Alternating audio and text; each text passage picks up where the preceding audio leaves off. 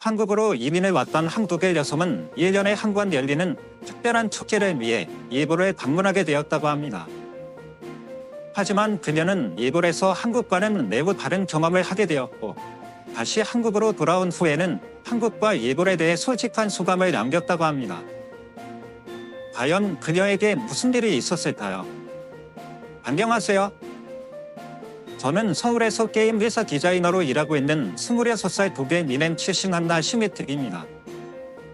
독일의 대학에서 게임 디자인을 전공하고 독일 게임 회사에서 1년간 일한 뒤 제가 평소 동경하던 한국의 게임 업계에 뛰어들기 위해 한국으로 이민 온 지 1년이 되었습니다.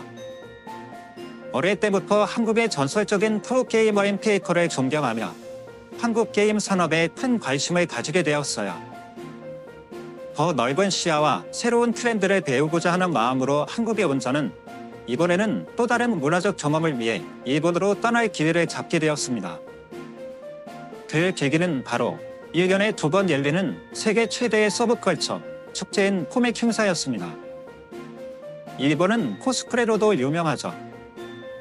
이 축제는 전 세계의 코스프레 애호가들과 서브컬처 팬들이 모이는 독특한 공간이었어요.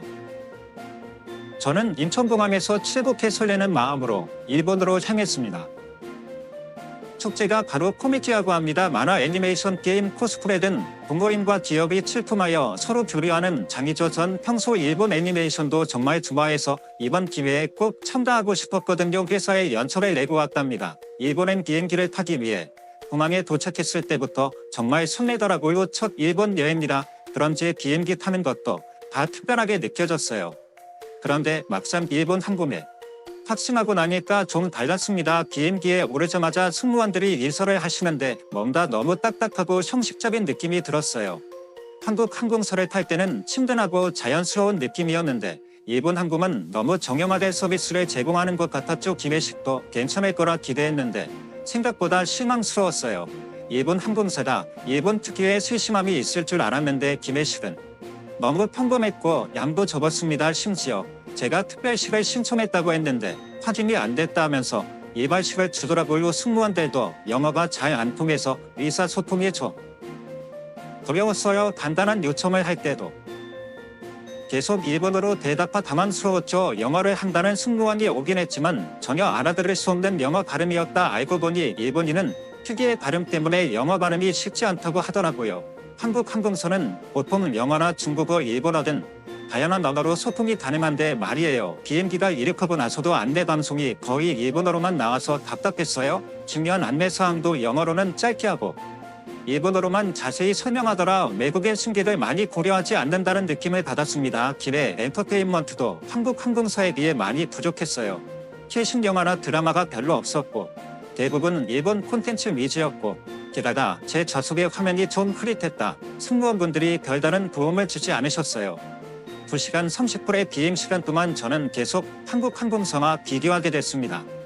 평소에 당연하게 느꼈던 것들이 사실은 정말 특별한 서비스였다 걸 깨달았죠. 그래도 곧 도쿄에 도착한다는 생각의 설렘이 더 컸어요. 비행기가 나리타 공항에 착륙하고 입국 심사를 마치자마자 저는 도쿄 시내로 가기 위해 공항 철도를 찾아 나섰어요. 그런데 웬걸 안내표 지판이 너무 복잡하게 되어 있어서 어디로 가야 할지 몰라 한참을 헤맸습니다. 한국처럼 도심공항 터미널도 없고 사전 체크인 시설도 찾아볼 수 없더라고요. 게다가 공항 철도 탑승구를 찾는 것도 쉽지 않았어요. 안내 데스크를 찾아가는데 영어로 물어봐도 제대로 된 답변을 받기가 어려웠습니다. 짐이 무거워서 카트를 이용하려고 했는데 카트를 반납할 곳이 철도역 입구에 없어서 다시 공항 터미널로 돌아가야 했어요. 왕복 10분 정도를 낭비해서 한국이었으면 카트만 닫고 곳곳에 있었을 텐데 말이에요. 공항철도 표를 사는 것도 일이더라고요. 자동 발매기가 있긴 한데 영어 안내가 부족해서 어떤 버튼을 눌러야 할지 한참을 고민했습니다. 결국 창고에 줄을 서서 표를 샀는데 대기 시간이 15분이나 걸려서 플랫폼에 도착해서도 당황스러운 일이 있었습니다. 한국처럼 자동 개찰구가 없어서 직원이 일일이 표를 확인하더라. 그래서 줄이 길게 늘어서 있었죠. 거기다 에스컬레이터도 고장나 있어서 무거운 캐리어를 들고 계단을 올라가야 도착했어요. 기차를 기다리면서 보니 열차 시간표도 한국만큼 정확하지 않았어요. 도착 예정 시간보다 5분 정도 늦게 도착했는데도 특별한 안내 방송이 없더라고요. 승객들도 그냥 당연하다는 듯이 기다리고 있었습니다. 한국은 늦어지면 바로 안내가 나오는데 말이죠. 열차에 탑승하고 보니 좌석도 불편했어요. 캐리어를 둘 공간이 부족해서 통로에 세워두다 보니 다른 승객들이 지나다니기 불편해 보였죠. 한국의 고관철도는 짐을 위한 공간이 따로 있었는데 말이에요. 차내 안내 방송도 일본어로만 나와서 제가 어디서 내려야 하는지 계속 지도를 확인해야 했어요. 와이파이도 안 되니까 인터넷으로 실시간 위치 확인도 못하고요. 한국이 와이파이 천국이라는 것을 다시 한번 느끼면서 벌써 한국이 그립기 시작했어요. 다행히 옆자리 일본 할머니께서 친절하게 알려주셔서 무사히 내릴 수 있었습니다. 역에 도착해서 개찰구를 나올 때도 복잡했어요. 표를 직원에게 건네주고 확인받는 과정이 필요했거든요. 한국처럼 간단히 카드만 찍고 나오면 돼. 근데 또다시 줄을 서서 기다려야 했습니다. 일본은 아직도 아날로그를 선호하는 것인가 하는 생각이 들었죠. 마지막으로 역설에 나오면서 화장실을 찾았는데 이것도 쉽지 않더라고요. 안내 표지판도 찾기 어려웠고 화장실도 생각보다 깨끗하지 않았어요. 한국 지하철역의 깔끔한 화장실이 그리워졌어. 짐을 들고 시부야 역으로 향하는 길에 저는 도쿄 지하철을 처음 경험하게 됐어요. 시부야역에서 숙소 근처 역까지 가야 했는데 노선도를 보자마자 눈앞이 캄캄해졌습니다. 복잡하게 얽힌 노선들이 거미줄처럼 펼쳐져 있었고 호선별로 운영하는 회사도 달라서 표도 따로 구매해야 했어요. 한국에서는 교통카드 하나로 모든 걸 해결할 수 있었는데 말이죠. 교통카드 한 장으로 익숙해져 있던 저에겐 여간 불편한 게 아니었어요. 영무원에게 물어보려고 했지만 영어로 소통이 잘 안 돼서 결국 구글 맵을 쳤어요. 그런데 지하철 안에서는 인터넷이 안 터지는 거예요. 한국처럼. 지하철 와이파이도 없고 데이터도 잘 안 잡히더라고요. 한숨을 위해 다른 노선으로 갈 때는 더 큰 충격을 받았습니다. 일단 역사 밖으로 완전히 나가야 했어요. 한국처럼 역사 안에서 편하게 환승하는 게 아니라 밖으로 나눠서 다른 출구로 들어가야 했죠. 무거운 캐리어를 끌고 이동하는데 정말 힘들었어요. 표를 새로 사려고 자동 발매기 앞에 섰는데 이것도 일본어로만 되어 있어서 또다시 애를 먹었습니다. 주변 사람들한테 도움을 청하고 싶었지만 다들 바쁘게 자기 갈 길 가느라 눈도 마주치지 않더라고요. 플랫폼에 도착해서 열차를 기다리는데 안내판이 전부 일본어였다 보는지 어느 방향으로 가는 건지 파악하기가 너무 어려웠습니다. 한국처럼 다국어 서비스가 없어서 당황스러웠죠. 열차에 탑승하고 나서도 문제였어요. 참외 안내 방송이 일본어로만 나와서 제가 어디서 내려야 하는지 계속 긴장하고 있어야 했거든요. 한국처럼 디지털 안내판에 다국어로 표시해주는 것도 없었습니다. 내릴 역을 놓칠까봐 계속 지도를 확인하면서 가는데 그러다가 핸드폰 배터리가 15%밖에 안 남은 거예요. 한국처럼 지하철 내에 충전기도 없고 편의점에서 보조 배터리를 빌릴 수도 없었죠. 중간에 열차가 갑자기 멈춰섰는데 지연 안내 방송도 일본어로만 나와서 뭐가 문제인지 알 수가 없었어요. 옆자리 승객한테 물어보려고 했지만 다들 조용히 핸드폰만 보고 있어서 말을 걸기가 힘들더라고요. 결국 30분이나 지연된 끝에 목적지에 도착했는데 역사가 너무 커서 또 헤매게 됐어요.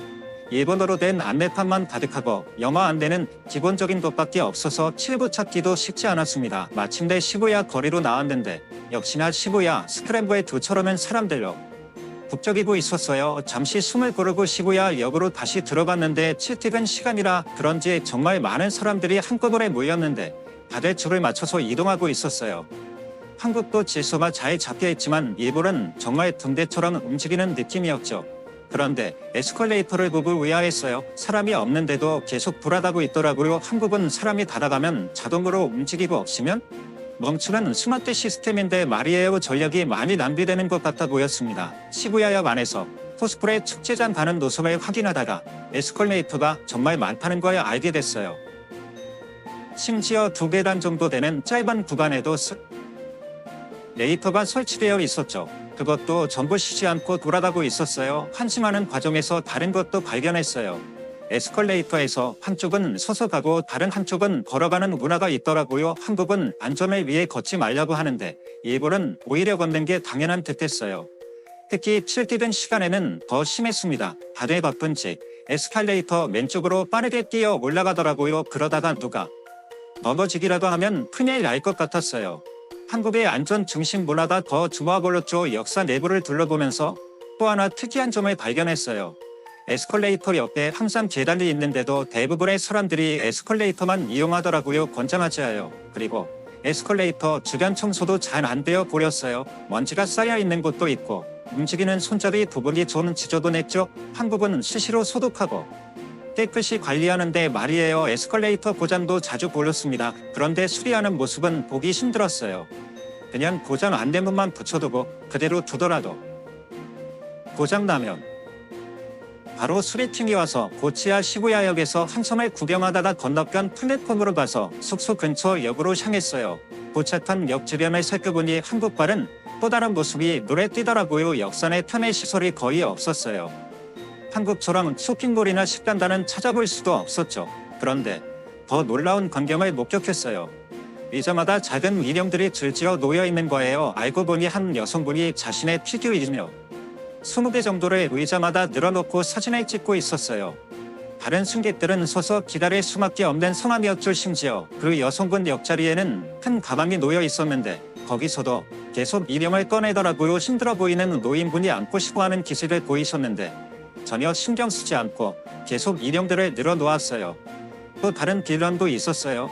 한 남성분이 자신의 코스프레 의상을 의자의 개를 차지하면서 펼쳐놓고 있더라고요. 옷에 주름이 생겨있다가 그렇게 한다고 하는데 러시아무라 사람들이 많은데도 말이에요. 제가 코스프레도 좋아하고 게임도 좋아하지만 같은 매니아로서 이해할 수 없는 행동이었어요. 플랫폼 반대편에서는 또 다른 진풍경이 펼쳐졌어요. 코스프레 의상을 입은 사람들이 모여서 사진 촬영을 하는데 흥행에 방해될 정도로 공간을 차지하고 있었죠. 촬영하는 모습이 귀여워 보이긴 했지만 다른 승객들은 불편해 보였어요. 화장실에 찾아가려고 했더니 이것도 쉽지 않더라고요. 한국처럼 역산에 깔끔한 화장실이 있긴 했지만 있다고 해 또 대부분 유료 여도이 많이 필요했어요. 편의점도 찾기 힘들었어요. 한국은 역사 안에 편의점이 몇 개씩 있잖아요. 여기는 역 밖으로 나가야 편의점을 찾을 수 있었어요. 급하게 물을 사고 싶었는데 한참을 걸어가야 했죠. 물품 고바람을 찾는 것도 일이었어요.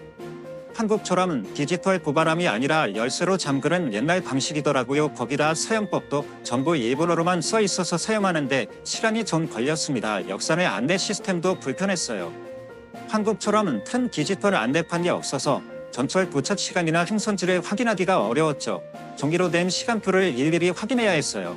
무인 발권기 한국만큼 편리하지 않았어요. 현금만 받는 기기가 많았고 카드 결제가 안 되는 경우도 있었죠. 거기다 거스름 돈이 안 나오는 경우도 있어서 당황스러웠어요.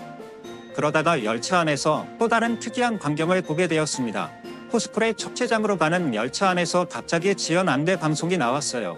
일본어로만 나와서 무슨 말인지 이해하기 어려웠지만 옆자리 일본 학생이 20분 정도 지원된다고 알려졌습니다.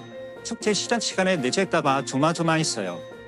일정표를 확인해보니 개막식 첨가 등록이 30분 후에 마감이라고 한국이었으면 실시간으로 지연 시간을 알려주고 다른 경로를 안내해줬을 텐데 말이에요. 10분 정도 기다리다가 열차가 겨우 움직이기 시작했어요. 그런데 몇 정거장 가지 않아서 또다시 멈추더라고요. 이번에는 건널목 서부 때문이라고 했죠. 일본어 안내 방송만 나오니까 외국인들은 다들 어리둥절한 표정이었어요. 제로 30분이나 지연되는 바람에 축제장에 늦게 도착했어요. 다행히 등록 시간을 30분 연장했다고 하더라고요. 하지만 일본 지하철의 정시 운행이 생각보다 안 좋다는 걸 실감했죠. 환승역에서 또 다른 문제가 있었어요. 안내표 지판이 너무 복잡해서 어느 쪽으로 가야 할지 몰라 헤매게 됐거든요. 연구원을 찾아봤지만 쉽게 찾을 수 없었고 물어볼 수 있는 안내소도 없었습니다. 결국 구글 맵을 쳤는데 지하라서 위치가 제대로 잡히지 않았어요. 와이파이도 안 되고 데이터도 잘 안 터지니까 길 찾기가 더 어려웠죠. 한국처럼 역삼엔 무료 와이파이도 없어서 답답했어요. 어떤 일본 학생이 저를 보더니 먼저 다가와서 도움을 줬어요. 자기도 코스프레 축제에 간다면서 같이 가자고 하더라고요. 그 친구 덕분에 겨우 길을 찾을 수 있었죠. 환승하는 과정에서 그 학생이 알려준 팁이 있었어요. 도쿄 지하철은 회사가 여러 개라서 노선마다 표를 따로 구매해야 한다는 거였죠. IC 카드를 사용하면 조금 더 편하다고 하더라고요. 그렇게 이동하면서 일본 지하철의 현실을 더 자세히 알게 되었죠. 한국에서 출발하기 전 축제에 참가한다는 것을 SNS 올렸더니 자신의 일본인 참가자 미코라이브 아의 동임이 설렘으로 가득 차 있었어요. 축제장에 도착하자마자 저는 일본, 중국, 대만 등 여러 나라에서 온 코스프레 참가자들을 만났어요. 참가자들과 일사하면서 코를 찾기 시작했죠. 하지만 축제장에서 미코를 만났을 때 설렘이 불쾌감으로 변해갔죠. 미콜은 저의 의상을 보자마자 미묘한 표정을 지었죠. 한국은 이렇게 해석하는구나. 한국에서 오지만 독일인이라고 다르게 해석할 줄 알았는데 미코의 말투에는 은근한 비아냥이 묻어 있었어요. 원작과는 느낌이 정 많이 다르네요. 저는 얼굴이 화끈거리는 것을 느꼈어요. 몇 달간 공들여 만든 의상이었는데 미코의 한마디에 자신감이 무너져 내렸죠. 전 미코의 비아냥의 말 한마디 못하고 넋을 놓고 있었는데 미코가 계속 말을 이어갔어요. 한국 코스플레이어들은 항상 일본을 따라하면서 제대로 이해하지 못하는 것 같아요. 독일인이라고 맨 한국이 아니라 일본을 따라 했어야죠라고 나연. 기 다른 일본 참가자들과 일본어로 수근거렸어요. 저는 자세히 알아들을 수 없어도 내용은 어렴풋이 알 수 있었죠. 하지만 축제가 진행되면서 상황은 달라지기 시작했어요. 특히 저의 의상에 관심을 보이는 다른 참가자들이 늘어났고 특히 제가 추가한 창의적인 기태들이 주목을 받았어요. 와, 이런 해석도 가능하군요. 원작의 분위기를 유지하면서도 새로운 시각을 더했네요. 여기저기서 다른 참가자들이 제 의상을 칭찬하기 시작했죠. 코스튬 의상들은 정형화되지 않은 자신만의 시각이 필요한 거였어요. 저는 게임 디자이너로서 경험을 살려 독창적인 요소를 감미한 거였죠. 이 축제는 코스플레이여서 정답이 없는 오로지 축제를 즐기는 게 의의가 있는데 말이죠. 저도 그때서야 깨달았어요.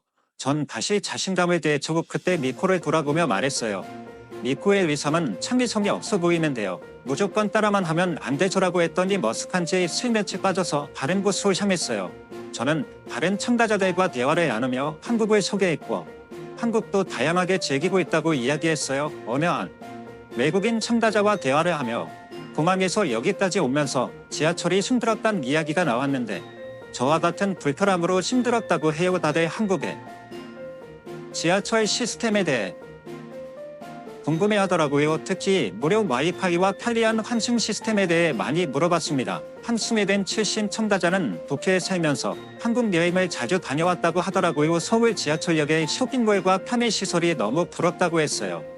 특히 지하철 역사 안에서 쇼핑과 식사가 한 번에 해결되는 게 정말 편했다고 하더라고요. 대화를 하던 참가자들이 한국에 더 관심을 보이기 시작했어요. 한국에 지하철에서 이런 일이 거의 없다고 하니까 놀라워 하더라고요. 질서의식이 잘 잡혀 있다면서 부러워했죠. 대만에서 온 참가자는 한국 지하철의 편의시설을 직접 경험해봤다고 해요. 특히 지하철 역사 안에 있는 문화공간이 인상적이었다고 하더라고요. 도서관도 있고 작은 공연장도 있어서 신기했다고 했어요.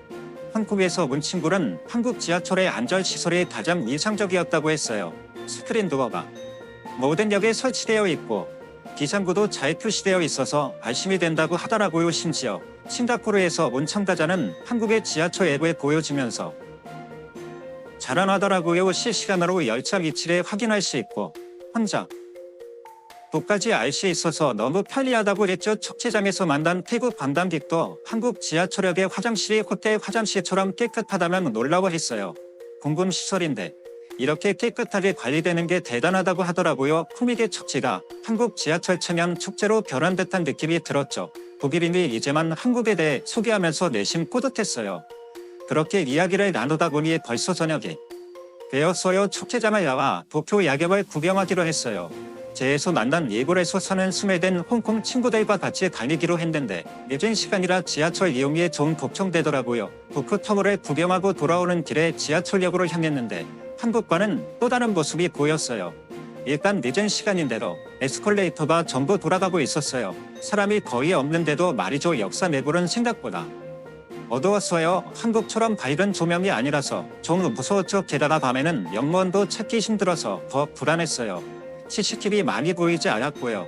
그런데 갑자기 큰 소리가 들렸어요. 중국인 축제 참가자였다. 코스프레 의상을 찢어졌다서 소리를 지르고 있었거든요. 알고 보니 그 참가자가 사진을 찍겠다고 지하철 의자 위에 올라갔다가 넘어진 거였어요. 그 중국인 참가자가 계속해서 소리를 지르며 난동을 부리기 시작했어요. 연구원들이 와서 제지하려고 했는데 오히려 더 큰 소리로 소리를 지르면서 자기 나라에서는 이렇게 해도 된다고 하더라고요. 뭘 쳐다보냐, 이렇게 해놓으니까 넘어지지, 내 옷 어떻게 책임질 거냐라며 연구원에게 소리를 질러댔죠. 결국 연구원들이 경찰을 불렀고 그 청다자는 다른 중국인 청다자들과 같이 소동을 피우다가 함께 경찰들에게 인계되었죠. 근처 일본인들은 무표정한 얼굴로 그 상황을 지켜보더라고요. 그때 숨에 든 친구가 마지막 차를 놓치면 큰일 난다고 하더라고요. 한국은 막차를 놓쳐도 올빼미 버스나 야간 버스가 있는데 도쿄는 그런 게 없다고 해요. 택시비도 너무 비싸서 부담된다고 하더라고요. 플랫폼에서 전철의 지라리의 환기가 잘 안 되는 것 같았어요. 낮에는 몰랐는데 사람이 적으니까 역사의 공기가 답답하단 게 더 잘 느껴지더라고요. 한국은 환기 시스템이 잘 되어 있어서 이런 적이 없었는데 말이에요. 친구들과 헤어지고 막차를 타고 가는데 차내 안내 방송에 잘 안 들렸어요. 스피커 상태가 좋지 않았던 것 같아요. 한국은 디지털 안내판이라도 있는데 여기는 그것도 없어서 내릴 곳을 놓칠까봐 계속 긴장했어. 열차는 생각보다 깨끗했는데 의자 상태가 좀 낡아 보였어요. 시트가 해져 있는 곳도 있고 손잡이도 낡은 게 많더라고요. 한국은 주기적으로 교체하는 것 같은데 여기는 그런 게 잘 안 보였어요. 숙소 근처 역에 도착한 게 벌써 문을 닫은 상점들이 많았어요. 한국은 역사 안에 24시간 편의점이라도 있는데 여기는 그마저도 없어서 불편하더라고요. 늦은 시간이라 역사 내 화장실을 찾았는데 문이 잠겨 있었어요. 결국 근처 패밀리 레스토랑까지 가서 화장실을 이용해야 했죠. 그때 한국 지하철역에 24시간 개방 화장실 실시해서 그랬더라고요. 다음날 아침 도쿄 시내를 더 둘러보기 위해 아침 일찍 숙소를 나섰어요. 하루 종일 지하철을 타면서 도쿄를 구경했는데 이제는 한국의 지하철이 얼마나 편리한지 더 실감 나더라고요.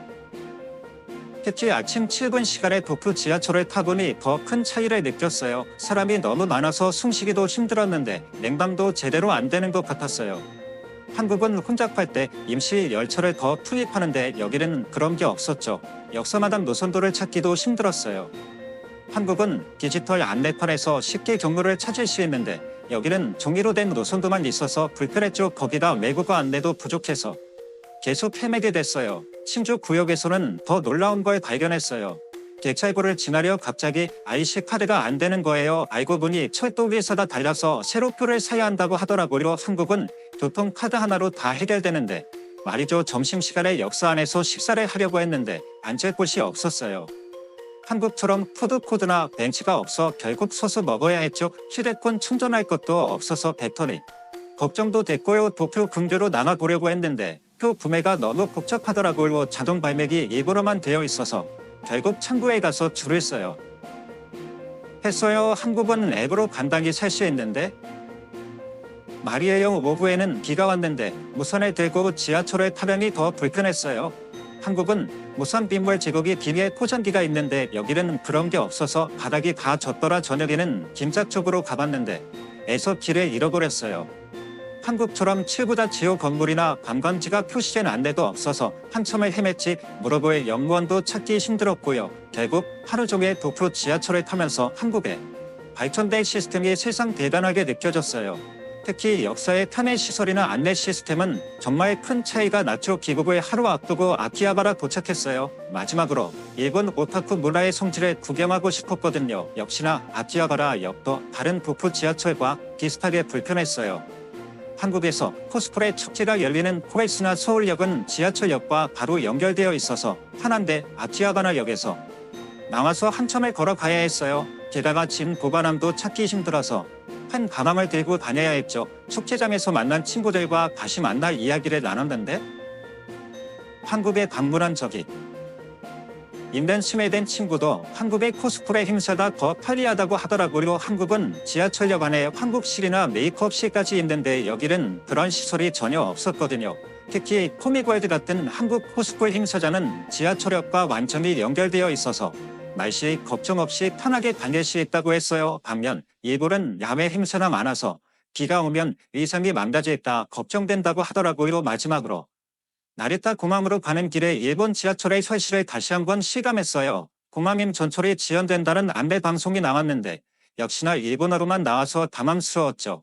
다행히 비행기 시간에 맞춰서 공항에 도착했고 기군 수속을 마쳤어요. 비행기 안에서 이번 여행을 정리해보니 한국의 대중교통 시스템이 얼마나 발전했는지 새삼 실감하게 됐습니다. 한국에 도착하자마자 고마. 철도를 탔는데 깨끗한 시설과 친절한 안내 방송 그리고 무료 와이파이까지 모든 게 너무 편했어요. 서울역에 도착해서는 지하철을 갈아탔는데 역사 안에서 편하게 환승하고 쇼핑도 할 수 있어서 좋더라고요. 결국 저는 일본에 코스프레 문화는 좋았지만 교통시설만큼은 한국이 훨씬 앞서 있다는 거에 직접 경험하게 됐어요.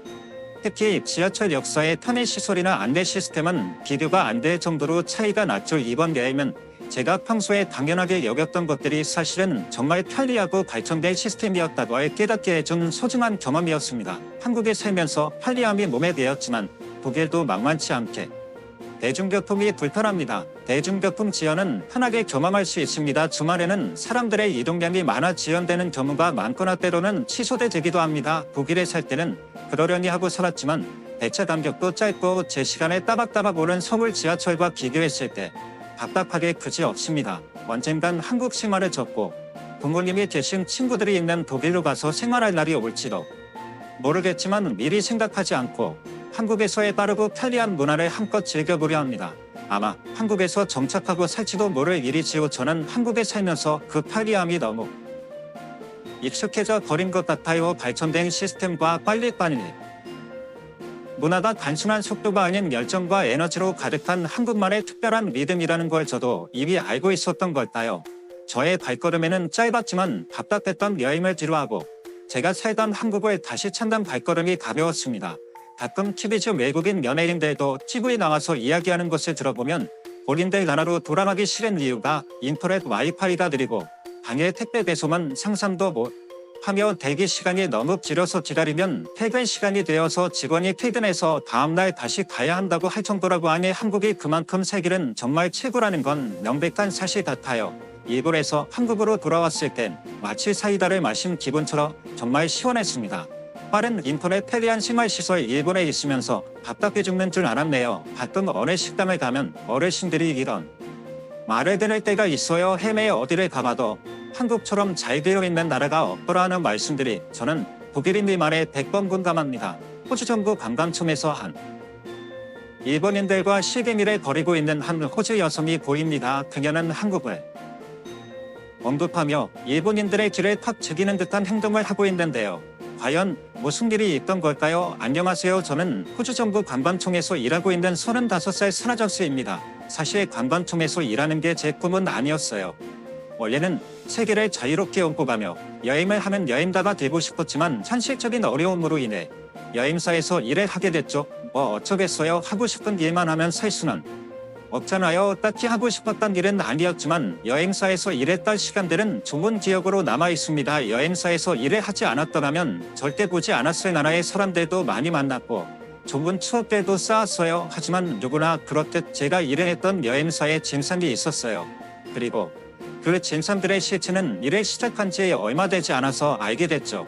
최근 3일째가 되던 날 한 무리의 사람들이 여행사 쪽으로 오더라고요. 그러자 제 옆에 있던 선배 한 명이 숨을 크게 내면서 말했습니다. 또 왔네 또 왔어.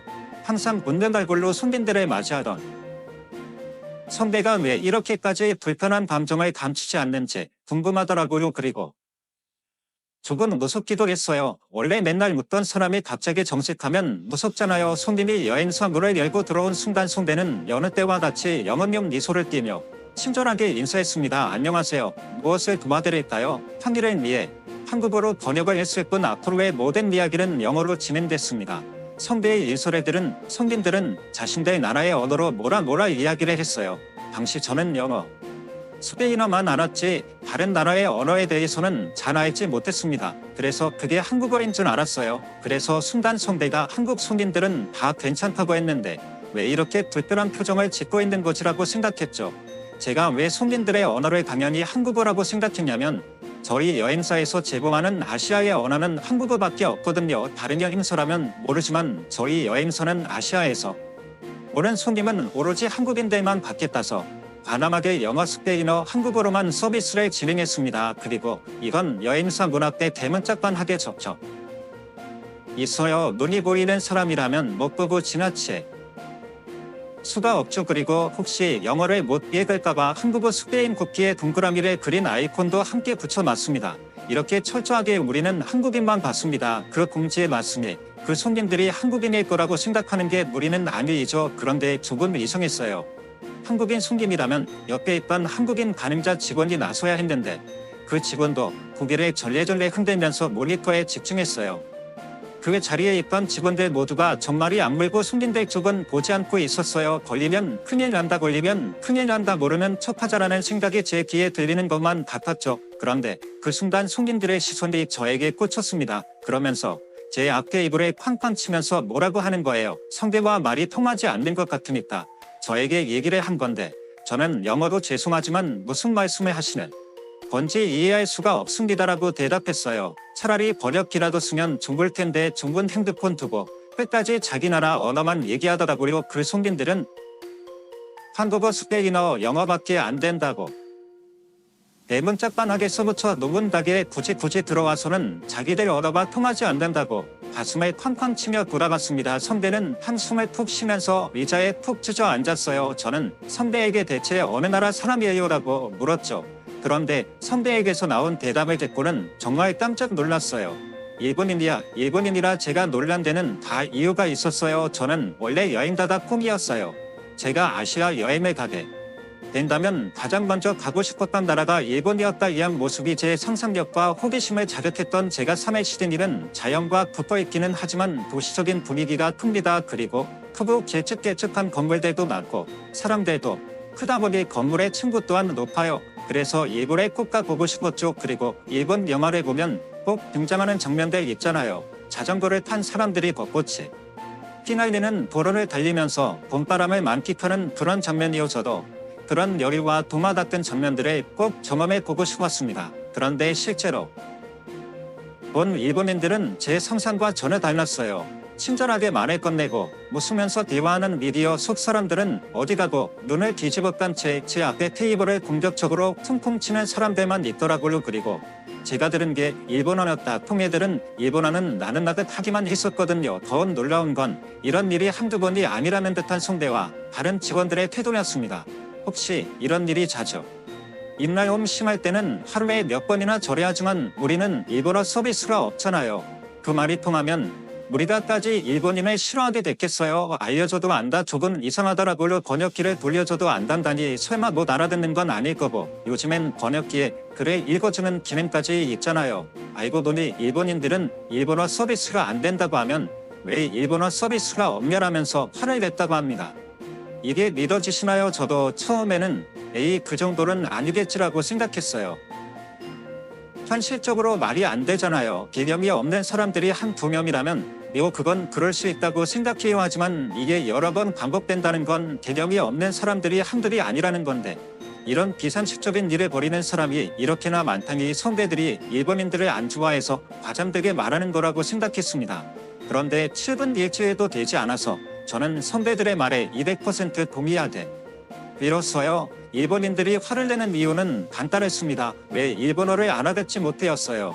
정말 말이 안 통하더라 벽을 보고 말하는 것도 아니고 저희는 일본어 서비스를 제공하지 않습니다라고 말하면 그때는 왜 일본어 서비스 제공을 하지 않는 거야? 호주로 여행 오는 일본인들이 얼마나 많은데라고 미쳤죠. 물론 영어가 아니라 번역기를 불러주면서 말이죠. 번역기를 건지듯이 불러주면서 일본어로 고래고래 소리를 지르는데 그럴수록 제 안에서는 반감만 커졌습니다. 만약 일본인들이 점잖게 와서 일본인을 대상으로 하는 여행사가 많지 않네요. 일본은 여행객들을 위한 서비스를 시작해 볼 생각은 없나요? 그렇다면 많은 일본인들이 편하게 여행할 수 있을 거예요라고 말을 했다면 저희도 긍정적으로 검토해 봤을 거예요. 하지만 이런 식으로 부른데 누가 좋게 돼야겠어요? 회사에서 누구보다 이익을 따져야 하는 대표님도 일본인 대상으로는 아무것도 안 한다라고 말씀하실 정도였어요. 저는 중국어만 시끄러운 줄 알았거든요. 그런데 일본어도 그에 못지 않더라고요. 중국인들 때문에 골머리를 썩는 다른 여행사 직원들을 볼 때면 에이그 그에 중국인 안 받는 우리 여행사 같은 데로 갔어야지라는 생각이 절로 날 정도였죠. 그렇다면 저희 여행사가 받는 유일한 아시아 국가인 한국은 어땠을까요?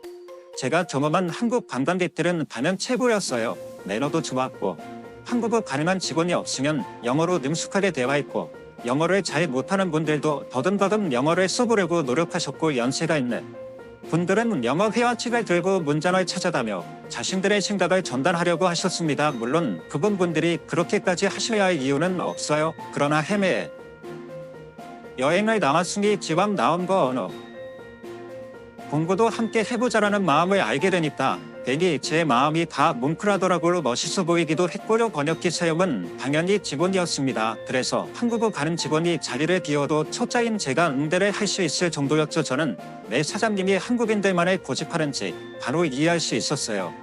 그때만 해도 중국, 일본인에 비해 한국인 여행자 수는 많이 적었거든요. 쪽수로 밀어붙이면 중국, 일본을 겨냥하는 게 돈을 더 쉽게 벌 수 있는 방법이었죠. 그럼에도 불구하고 한국을 선택한 건 저로서는 너무나 감사한 일이었습니다. 여행사에서 일하는 게 어느 정도 익숙해져서 가이드 보조 업무를 시작하게 된 제가 가장 좋아하는 손님들은 단연 한국 손님들이었다. 여기까지 모든 게 완벽했어요. 제가 이렇게 한국 분들이 많이 보시는데 제 이야기를 보내서 좋은 얘기를 하는 게 아니고 정말 모든 한국인 손님들은 나이스했습니다. 이 땅 방문하는 곳에서 일하는 직원들에게 예의 바르게 행동하셨으면 인사를 하시더라고요. 처음에는 고맙다고 말할 때마다 고개를 숙이는 게 무슨 의미인지 몰랐는데 그게 한국에서는 예의를 나타내는 행동을 알고 나니 한국에 대한 궁금증이 커졌습니다. 사실 호주에서는 돈을 지불하고 받는 서비스에 대해 그리 고마워하지 않습니다. 당연한 거라고 생각하죠. 그래서 고맙다는 말에 한 의미가 없어요. 습관 같은 거죠. 호주 사람과 한국인들 사이에 이런 차이가 있는지 궁금해져서 저는 제가 보조하고 있는 한국인 담당 가이드분에게 왜 한국인들은 일하는 직원에게 굳이 예의를 차려서 인사를 하는지 물어보았어요. 그러자 그분은 한국인들의 예의 바른 인사에는 서비스를 제공한 사람의 노력을 인정하는 자세가 포함되어 있다고 하셨습니다. 뿐만 아니라 이렇게 인사하는 행위 자체를 상대에 대한 존중과 배려로 생각한다고 그리고 한국인들은 아주 어렸을 때부터 이와 같은 교육을 받는다고 합니다. 가이드분은 한국에서 대학을 나온 분이셨는데요. 그분은 한국에 가서 가장 놀랐던 게 이것이라고 말씀하셨어요. 한국 아이들이 유치원에 가서 가장 먼저 배우는 게 뭔지 알아요? 바로 인사예요. 심지어 어른에게 인사하는 방법, 친구들에게 인사하는 방법, 언니나 오빠에게 인사하는 방법을 전부 따로 배우죠. 너무 놀랐어요. 인사의 방법이 있다니, 그리고 상대가 누구냐에 따라 인사를 다르게 한다니, 그리고 아이의 부모님들도 어른을 만날 때마다 아이들에게 인사하는 것을 교육한다고 했습니다.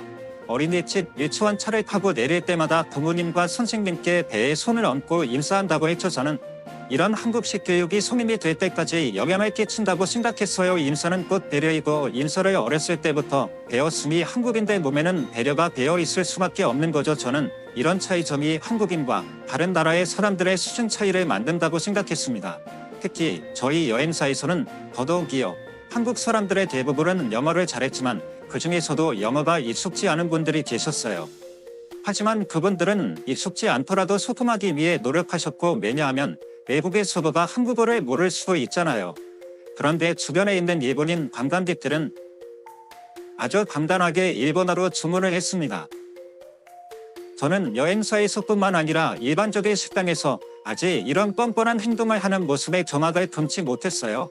대체 왜 모든 사람들이 일본어를 할 수 있을 거라 생각하는지 아무리 노력해도 이해가 되지 않더라고요. 일본에 완전히 질려버린 저는 여행하고 싶은 나라 버킷리스트에서 일본을 완전히 지워버렸습니다.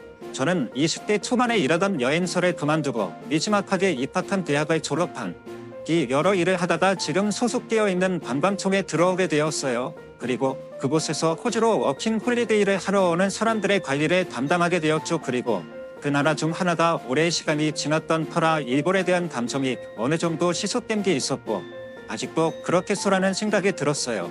시간이 오래 흘렀다 보니 영어 공부에 관심이 없었던 일본인들도 영어의 필요성에 대해 알게 되었을 수도 있잖아요. 하지만 이것은 저만의 큰 착각이었습니다. 일본은 여전했어요. 예전에는 일본의 고택들이 전통을 드러내고 전통을 지키려 의지하는 일본이 멋있어 보였는데 일본에 직접 와서 보니까 고집으로 밖에 보이지 않더라고요. 영어로 여전히 사태가 심각했습니다. 그래도 젊은 친구들은 좀 나을 줄 알았는데 전혀 아니었어요. 제가 여기까지만 하면 이렇게 생각하시는 분들도 계실 것 같은데요. 왜 일본에 가서 영어를 찾아 호주에서 일본어 하던 일본인을 욕하는 것과 다를 바 없잖아. 맞아요. 그 나라에 가면 최대한 그 나라에 만회할 수 있도록 노력해야죠. 하지만 앞서 말씀드렸듯 제가 소속된 곳은 호주의 정부 관광청이 있으며 제가 맡은 일은 워킹 홀리데이 프로젝트 워킹 홀리데이를 오려고 하는 일본인들을 상대하기 위해 일본을 간 것이었죠. 그렇다는 건 영어를 사용할 줄 아는 일본인들을 만나야 하는 상황이었다는 것입니다. 다시 앞으로 돌아가서 일본의 성함은 예전과 비슷했습니다. 심지어 해외 미디어를 더 많이 접했을 일본의 젊은 층들마저도 영어를 못하더라고요. 영어 실력이 부족하다 수준이 아니라 영어를 아예 못했습니다. 한마디도 못하고 도망치는 사람들도 많았죠. 그 와중에 저는 영어를 해요라는 말은 열심히 배웠는지 제가 가까이만 가려고 하면 저 말만 하고 도망치면 사라지더라고요. 물론 일반인들이 다니는 곳에서 이러는 건 이해했어요. 하지만 워킹 홀리데이를 가려고 준비하는 사람들의 영어 실력이 형편없으면 안 되잖아요. 물론 영어를 현지인처럼 유창하게 하는 사람들만 워킹 홀리데이를 물 수 있는 건 아니에요. 영어를 잘하는 사람들보다 할 수 있는 일이 제한되긴 하지만요. 그래도 이 사람들은 적어도 기본적인 의사소통은 됩니다. 안 되면 준비를 해서 오고요. 그런데 제가 직접 가서 본 워킹 홀리데이를 준비하는 일본인들은 아니었어요. 정말 과정 하나도 안 하고 다들 어떻게든 되겠지라는 생각을 하더라고요. 게다가 거기도 일본어 하는 사람 있겠죠라는 말을 하는 사람까지 있었습니다. 이 사람들이 하는 말은 15년 전의 일이에요. 제가 여행사에서 일할 때만 해도 호주나 다른 나라로 여행하는 일본인들이 정말 많았습니다. 아시안 하면 일본인 아니면 중국인의 정도였고 아시안을 보면 곤니치와라는 인사를 가장 먼저 했어요.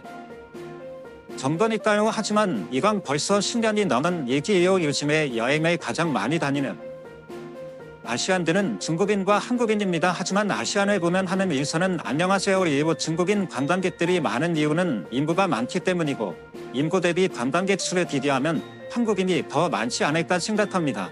그런데 일본은 여기서 완전히 제외되었고 일본인들은 돈이 없어서 여행을 다니지 못합니다. 일본에 나가 악센을 타면서 해외에 나가는 것 자체가 어려워졌죠. 제가 대학을 다닐 때만 해도 일본어를 공부하는 학생들도 있었고 일본어 강의도 있었는데 이번에 제가 다니던 대학으로 세미나를 가서 보니 일본어 학과는 완전히 사라졌더라고요. 제가 대학에 다닐 때만 해도 꽤 있었던 일본인 유학생들은 시가 말랐고 이런 상황인데 어떻게 호주에 가서 일본어를 하는 사람을 찾겠어요? 저는 워킹 홀리데이를 준비하는 사람들에게 현실을 알렸습니다. 그런데 하는 말이 증거 있어요. 해외로 나가는 일본인의 수가 확연히 줄었다는 걸 누구보다 잘 알아야 하는 사람들이 증거를 무능하는 꼴이 우습길래 저는 제가 가지고 있는 자료를 보여 주었습니다. 설마 이걸 쓸 일이 있겠어라고 생각하며 수집되어온 자료가 도움이 되는 우스운 상황이 벌어진 거죠. 미국 섬해에서 일본인의 존재감이 줄어들고 있다는 뉴스 기사입니다. 미국 내 일본의 영향력은 눈에 띄게 감소했고 일본의 위협으로 이식하는 비율은 80%에 20% 떨어진 지 오래고요. 하버드 대학의 경우 일본인 학생의 수가 한 자릿수로 줄었고 일본어 학생에 대한 관심도도 일본 수준으로 내려봤습니다. 당연히 미국 대학에서 일본어를 가르치는 교수직이 줄어들었다는 거고요. 그랬더니 하는 말이 그건 미국이지 호주는 다를 거라는 거였어요. 저는 한숨을 푹 쉬었습니다. 일본인이 가장 많이 거주하고 방문했을 나라가 어디라고 생각하십니까? 단은 미국입니다. 그리고 미국은 어딜 가나 전 세계의 평균치를 나타내는 국가예요. 무엇보다 호주 성화는 다를 거라고 했죠. 저는 호주에서 나고 자란 호주 토박입니다. 호주에는 원래도 일본인이 별로 없었는데 지금은 더 없어요. 저는 여기서 끝내지 않았습니다. 대만의 한 기사입니다. 해외에 있는 일본의 관광객 고객의 80%를 일본어로 의사소통을 하기에 기대한다고 하죠. 그리고 이건 사회적인 문제로 인식되고 있어요. 그런데 일하러 온 사람마저 일본어로 의사소통하길 원한다. 고용주 입장에서 좀 생각하세요. 제가 대학 교수도 아니고 여기서 이런 걸 하나하나 설명할 의무는 없었어요. 그런데 너무 답답하더라고요. 저는 멍청하고 시없는 소리를 들으면 화가 나요. 그런데 일본인들은 일본의 국격이 이승이 천천히 말하면 알아들을 수 있을 거다라는 주장을 펼쳤습니다. 일본의 국경이라는 그게 언제적 일인가요?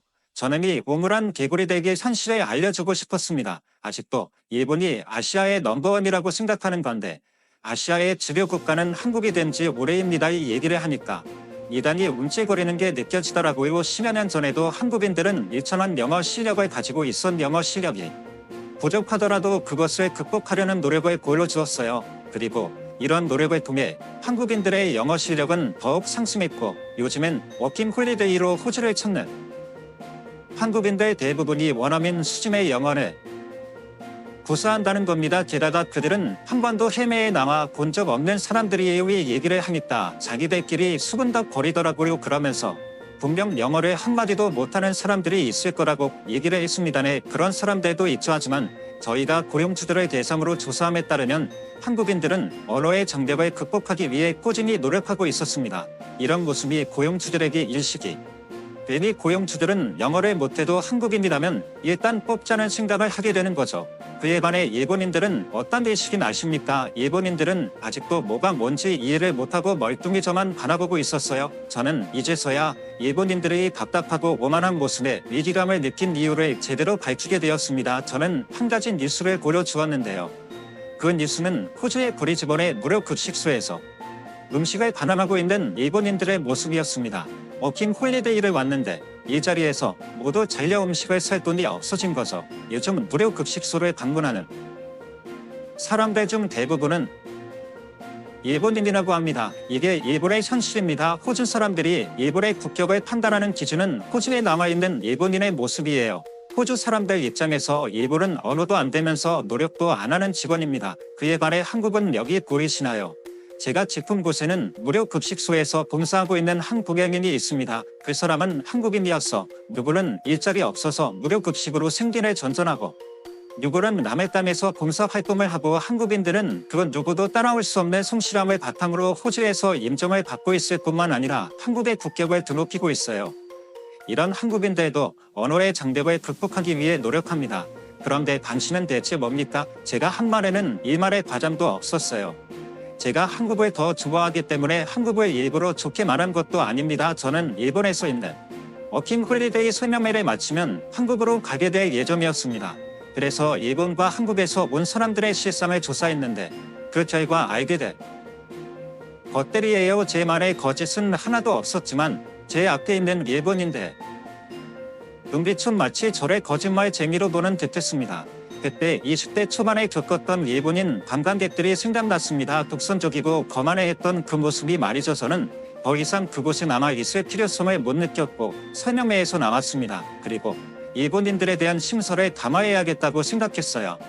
호주로 오는 사람들의 수가 워낙 많아졌다 보니 지금도 심서가 까다로운 편인데 더 까다롭게 해야겠다고 결정한 거죠. 앞서 언급했듯이 일본에서 올 사람들은 무료 급식소가 없으면 생활이 안 될 정도로 골치덩어리 들고 이러다가 불법치료자도 할까 걱정될 정도입니다. 그러면서 계신 한국에서 사람들에 대한 규제를 완화시킬 수 있는 가능성에 대해 고민하게 되었어요. 그리고 그런 생각을 하며 한국으로 가게 되었죠. 제가 간 곳은 한국 대학생들을 대상으로 하는 고지였는데요. 대학을 휴학한 학생들이 워킹 홀리데이를 가고 싶다며 설명회를 들으러 온 곳이었어요. 저는 그곳에서 왜 굳이 호주에서 일을 하고 싶은지 이유를 듣게 되었습니다. 그리고 학생들의 대답은 제게 깊은 영감을 주었어요. 저는 미국으로 유학을 가고 싶은데 미국 유학 비용을 마련해 줄 만큼 집안서 좋지 않아요. 누군가는 미국 학비가 너무 비싸니 그냥 포기하라고 하지만 저는 포기하고 싶지 않습니다. 그래서 한국에서 기계차 자격증을 땄고 그 자격증을 가지고 호주에서 일하고 싶어요. 실제로 호주에서 이런 기술을 가지고 있다면 남들보다 훨씬 많은 돈을 벌 수 있습니다. 그 학생은 2년 동안 일을 하면 얼마를 벌 거고 그 중에서 생활비를 얼마나 써야 할지도 계산해 두었더라고요. 또 다른 학생은 이렇게 얘기했습니다. 새로운 경험을 하고 싶은데 저를 성장시킬 수 있을 만한 경험을 하고 싶어요. 외국에 나가서 혼자 살며 일을 하는 게 쉬운 일이 아닌 것을 알매도 불구하고 워킹 홀리데이를 가고 싶은 이유는 그 과정에서 제가 성장할 수 있을 거라고 생각하기 때문입니다. 정말 어린 학생이 어떻게 이런 생각을 하는지 제 어린 시절과 비교되면서 너무 부끄럽더라고요. 그러면서 이 학생들이 공통적으로 이야기하는 것은 이거였어요. 한국인이라는 이름표를 달고 해외에 나눴을 때 한국의 국격을 훼손하지 않도록 열심히 일하겠다는 것이었죠. 앞서 만났던 일본 사람들과는 차원이 다른 생각이었어요. 일본인들은 현재 일본의 경제 상황이 좋지 않으니 임금이 2배 이상이나 되는 호주로 가서 돈이나 벌 거라는 생각이었습니다. 돈이 목적이 되는 것 좋지하지만 그들은 임금 2배에 꽂혀 있을 뿐 어떻게 해야 하는가에 관심이 없었어요. 반면에 한국의 2살짜리 학생은 어떻게 해야 하는지 그 방법 또한 구체적으로 알아보고 공부했죠. 두 사람 중 누구에게 기회를 줄 것이냐보다면 당연히 한국 학생 아니겠어요. 게다가 한국 학생들은 조국의 국격에 대한 책임감을 가지고 있었습니다. 한국이라는 나라와 같은 한국인이 욕을 먹지 않도록 행동을 바르게 해야 한다는 게 학생들의 기본적인 생각이었죠. 저는 학생들에게 한국인들이 어떤 존재인지는 호주의 모든 사람들이 알고 있으니 걱정하지 말아라고 말해주고 싶었어요. 하지만 학생들이 스스로 성장할 수 있는 기회를 주고 싶었기 때문에 입을 꼭 다물 수밖에 없었습니다. 하지만 여러분들께는 말씀드리고 싶어요. 한국인들이 일 잘한다는 건 모두가 알고 있는 사실입니다. 일단 성실함에 있어서는 따라올 사람들이 없어요. 호주의 고용자들의 입을 모아 불만을 토로하는 건 아무 성실성입니다. 시간 약속을 안 지키는 사람들이 대부분이고 이건 호주 사람마저 마찬가지예요. 하지만 한국인들은 일을 시작하기 10분 전에 와서 일할 준비를 하고 대기를 하고 있습니다. 이뿐만이 아니에요. 일머리가 좋아서 두 사람이 할 일을 한 사람이 척척하고 게다가 요령을 부리지 않고 자신이 해야 할 일이라면 꼭 해내고야 마는 근성마저도 있습니다. 그리고 요즘에는 하나 더 추가된 게 있어요.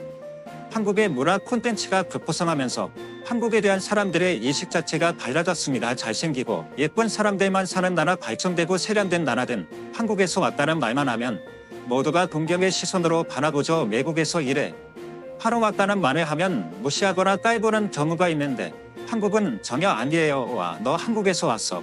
한국에 대해 물어봐도 되라면 눈의 반짝이는 모습을 저도 여러 번 봤습니다. 일단 저만 해도 한국인이라고 하면 우선 긍정적인 생각을 하기 시작하면 모든 것이 달라지더라고요. 그래서 저는 한국 학생들에게 너무 걱정하지 말라고 이야기하고 싶어요.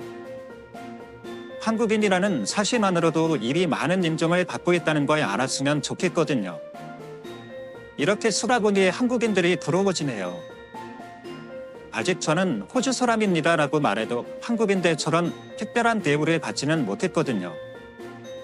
그래서 저도 국격을 논하기 전에 호주의 이미지를 되돌아봐야겠다는 반성을 하게 됐습니다.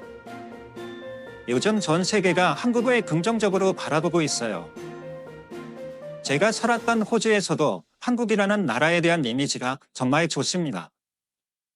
그래서 꼭 말씀드리고 싶었어요. 한국에서 태어난 여러분들은 이리 존경받는 사람들입니다. 오늘 사연은 여기까지입니다. 한국이 이렇게 해외에서 좋은 평가를 받고 있다는 소식을 들으니 기분이 정말 좋네요. 이런 이야기를 들려주셔서 감사드립니다. 여러분, 오늘 사연 어떻게 들으셨나요? 재미있으셨다면 구독과 좋아요 부탁드려요. 그럼 지금까지 저는 여우튜브 송은지였습니다. 더 유쾌한 이야기로 다시 찾아뵙겠습니다. 영상 끝까지 시청해주셔서 진심으로 감사드리며 구독자 여러분 모두 사랑합니다. 언제나 여우튜브와 함께하세요.